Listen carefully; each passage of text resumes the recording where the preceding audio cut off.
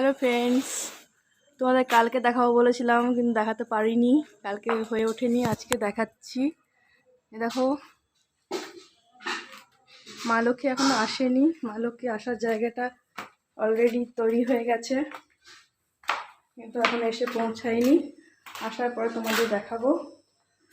আপাতত এখন এইটুকুই তোমরা দেখো।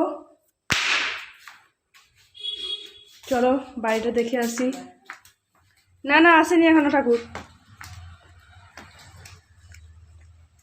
দেখো রান্নার জায়গা।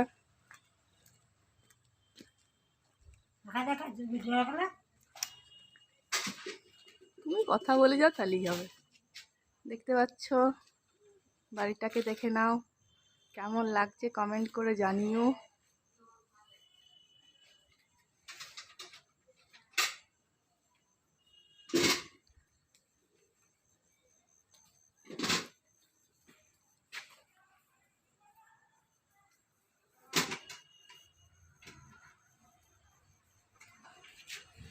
চলো বাইরে দেখে আসছি।